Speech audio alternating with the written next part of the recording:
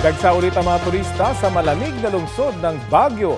Kumustahin natin ang sitwasyon doon sa ulat on the spot ni Sandy Salvacio ng GMA Regional TV. Sandy?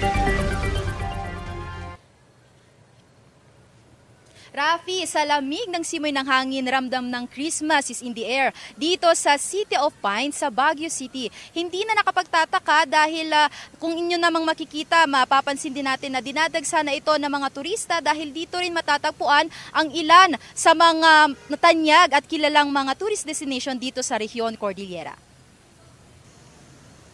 First stop ng mga bisita ang Lion's Head sa Cannon Road, Cab 7, Baguio City.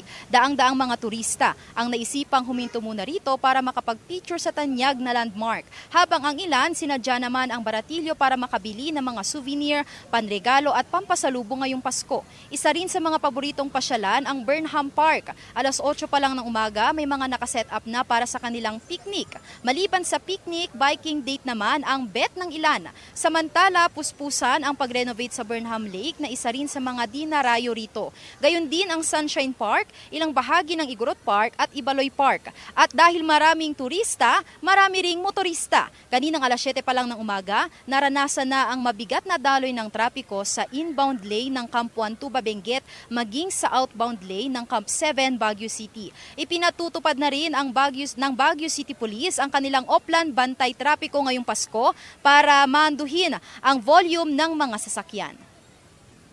Rafi, ayon sa Baguio City Police Office, pagpasok pa lang ng Baguio City ay makikita na ang mga itinalagang bakasyon lane sa mga kalsada na maaaring daanan ng mga motorista na walang sadya sa Central Business District ng syudad.